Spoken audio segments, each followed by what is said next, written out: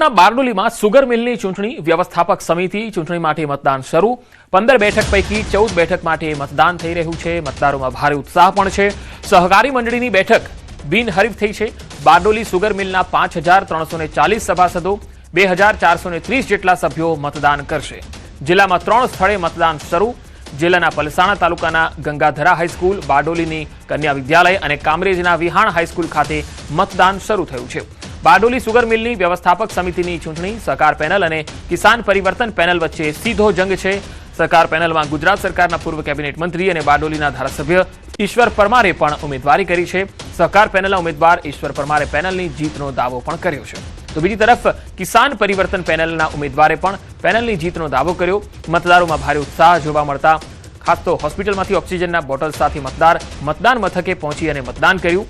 Bardoli sugar મિલના ઘણા સભાસદો વિદેશમાં રહેતા હોય માતૃભૂમિ પર મતદાન કરવા પણ આવી પહોંચ્યા હતા।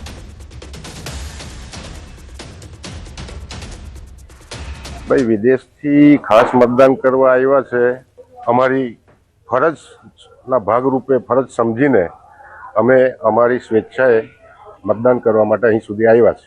બારડોલી સુગરની વ્યવસ્થાપક સમિતિની ચૂંટણીનું જ્યારે મતદાન થઈ રહ્યું છે ત્યારે લોકોમાં સારો એવો ઉત્સાહ બી છે ને લાંબી એવી બધી સંખ્યામાં વોટિંગ થાય એવી અમારી અપેક્ષા બી કરી।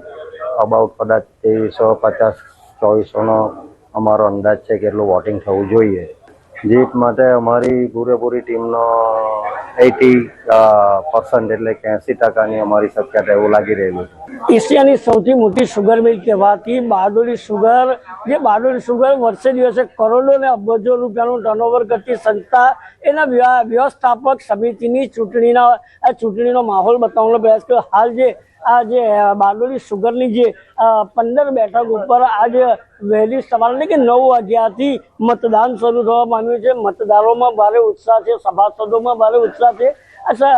બારડોલી સુગર મિલ જે છે એ સુગર મિલના જે 5350 જેટલા આ મતદાર એટલે સભાસદો છે અને સભાસદો આજે પોતાનો મતાધિકાર છે, મતાધિકારનો ઉપયોગ કરવા જઈ રહ્યા છે। અને દ્રશ્યની અંદર જોઈ શકો છો કે ખાસ કરીને આ જે વ્યવસ્થાપક સમિતિની ચૂંટણી જે હાલ યોજાઈ રહી છે એમાં બે પેનલ બનાવવામાં આવી છે, સહકાર પેનલ અને કિસાન પરિવર્તન પેનલ। ખાસ કરીને વાત કરવામાં આવે તો જે આ સહકાર પેનલની અંદર હાલ જે ગુજરાત રાજ્યના પૂર્વ કેબિનેટ મંત્રી અને હાલના બારડોલીના ધારાસભ્ય પણ ઉમેદવાર હોય અને એઓએ પણ પોતાનું મતદાન કર્યું છે અને ખાસ કરીને મતદારોમાં ભારે ઉત્સાહ જોવા મળ્યો છે। વહેલી સવારે 9 વાગ્યાથી આ મતદાન શરૂ થયું છે અને સહકાર પેનલ અને પરિવર્તન આજે કિસાન પરિવર્તન પેનલ વચ્ચે સીધી ટક્કર છે। આપણે આજે પૂર્વ ધારાસભ્ય ને સુગર મિલના પૂર્વ કેબિનેટ મંત્રી અને હાલના ધારાસભ્ય અને ઉમેદવાર છે એ ઉમેદવાર સાથે વાત કરીશું। જે કઈ રીતનો ઉત્સાહ જે મતદાન કર્યું છે, શું કહેશો? મતદારોનો ઉત્સાહ આપ પોતે પણ જોઈ શકો છો। સવારમાં ખૂબ જોરમાં વરસાદ પણ આવ્યો, તેમ છતાં આ બારડોલી તાલુકામાં સમાવિષ્ટ એવી 5 ઝોનનું મતદાન મથક સાર્વજનિક કન્યા વિદ્યાલય અસ્તાન ખાતે રાખવામાં આવ્યું છે અને ખૂબ મોટા પ્રમાણમાં શાંતિપૂર્ણ માહોલમાં બારડોલી સુગર ફેક્ટરીના સભાસદો મતદાન કરી રહ્યા છે। જીત માટે કેટલો લાવો છે? જીત માટે અમારા તમામ ઉમેદવાર 250 મતની લીડથી તમામ ઉમેદવાર 14 ઉમેદવાર જીતશે અને એક અમારા 15માં જે સહકારી મંડળીના ઉમેદવાર છે એ બિનહરીફ થયા છે।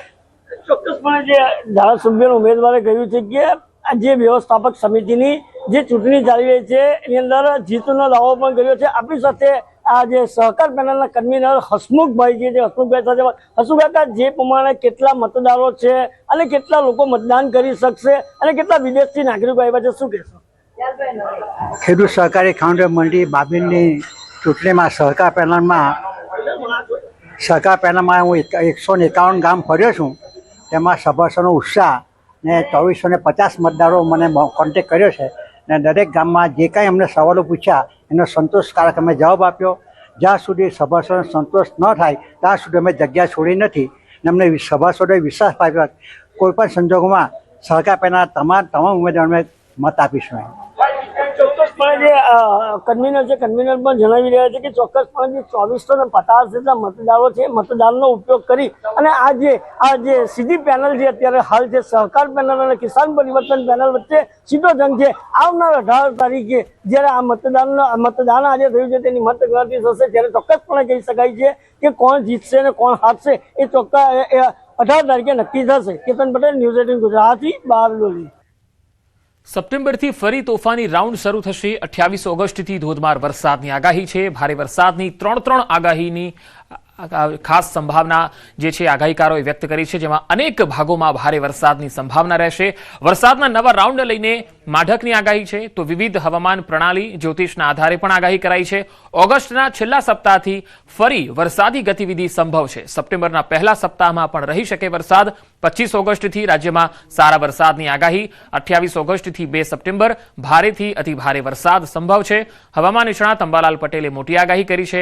28 ઓગસ્ટ બાદ સૌરાષ્ટ્રના વિવિધ ભાગોમાં વરસાદની શક્યતા રહેશે. સપ્ટેમ્બરની શરૂઆતમાં અરબ સાગરમાં સિસ્ટમ સક્રિય થઈ છે અને 6 થી લઈને 9 સપ્ટેમ્બરમાં વરસાદની સંભાવના જોવા મળશે. जो सिनाप्टिक सिस्टम्स हैं गुजरात स्टेट के आसपास जिनके कारण आज और कल के लिए हैवी रेनफॉल की वार्निंग है, उनमें एक वेलमार्क लो प्रेशर एरिया है जो कि साउथ ईस्ट झारखंड नेबरहुड पे अभी भी बना हुआ है. आने वाले 2 दिनों के लिए गुजरात रीजन के लिए हैवी रेनफॉल की वार्निंग है और आज और कल के लिए थंडरस्टॉर्म की वार्निंग है. આ સાયક્લોનિક સર્ક્યુલેશન વધુ મજબૂત થઈને ડિપ્રેશનમાં ફેરવાશે અને આ ડિપ્રેશનની મજબૂતાઈ કે ભારને કારણે મોન્સૂન ટ્રફ લાઇન તારીખ 25 ઓગસ્ટથી ગુજરાત તરફ ઝૂકવા માંડશે અને તારીખ 28 ઓગસ્ટ સુધી નીચે તરફ એટલે કે ગુજરાત તરફ સતત ગતિ કરશે. 28 ઓગસ્ટથી 1-2 સપ્ટેમ્બર દરમિયાન લગભગ ગુજરાત ઉપર જ આ મોન્સૂન ટ્રફ લાઇન રહેશે, જેથી 28 ઓગસ્ટથી 2 સપ્ટેમ્બરના સમયગાળામાં ભારેથી અતિભારે વરસાદ થવાની સંભાવના રાજ્યમાં રહેલી છે. ગણેશ ચતુર્થીના જે દિવસોમાં જ વરસાદ સારો થવાની શક્યતા રહે છે. લગભગ સપ્ટેમ્બરના 8, 9, 10 સપ્ટેમ્બરથી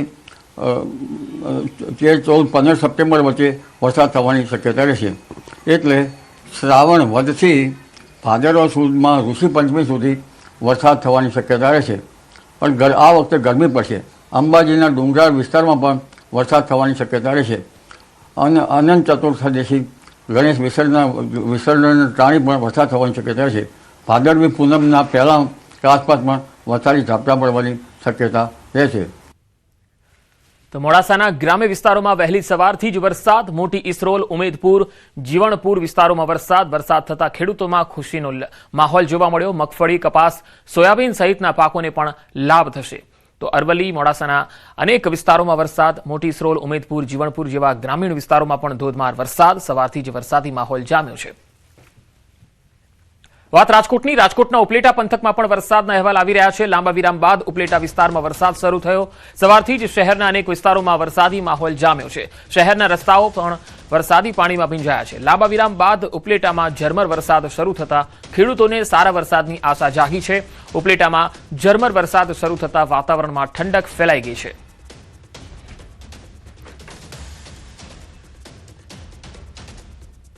જાપાનમાં ભારે વરસાદે ભારે તબાહી મચાવી. પૂર્વ જાપાનના ચીબા વિસ્તારમાં પડેલા અતિ ભારે વરસાદના કારણે પૂર જેવી સ્થિતિ સર્જાઈ છે. આ તસવીરો જુઓ. ભારે વરસાદને કારણે અત્યાર સુધીમાં 9 લોકો